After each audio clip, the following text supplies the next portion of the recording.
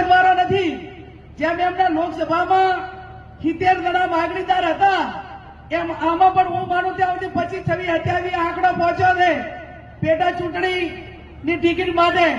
હું આ વિધાનસભાની જનતાને બે હાથ જોડીને વિનંતી એટલી કરું કે કદાચ મેં રાજીનામું ના આપ્યું હોત તો હું 2027 સુધી ધારાસભ્ય તરીકે રહેવાની હતી. તો મારો પોતાનો અધિકાર છે અને મામેરું જમાડું એટલે તમારે મને કંઈક આપવું પડે એવી પ્રણાલિકા છે. એટલે મારે મામેરામાં તમારું બીજું કાંઈ નથી જોતું.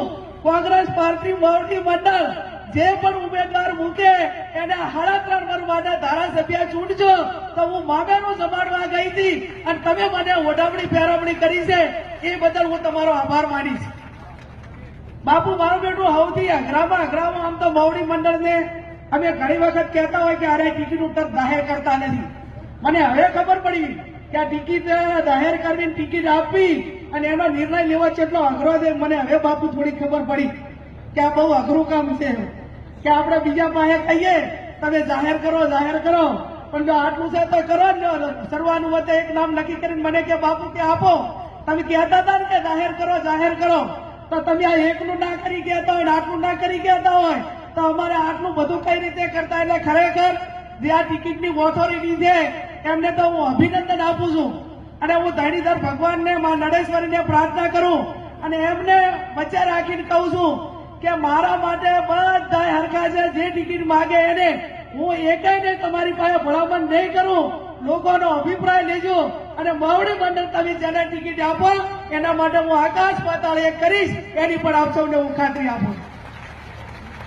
કારણ કે મારાથી નિર્ણય લેવાય એવું નથી બાપુ. અને વડીલ ઓલા વકીલની ભાષામાં કહું કે બગાડેલો કેસ સુધારે એને વકીલ કહેવાય, પણ કેસ બગડવા જ ના દે એને વડીલ કહેવાય. એટલે તમે વડીલની ભૂમિકામાં રહી અને સુખદ સારું પરિણામ આવે એ પ્રકારના પ્રયત્નો કરજો. આપ ખૂબ મોટી સંખ્યામાં અહીંયા ગૌશાળાના સંચાલકોને એ પણ સ્વાગત કરવા માટે આવ્યા છે.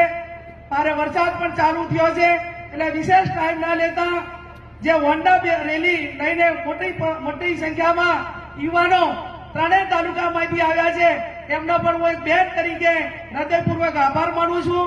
આપ સૌનો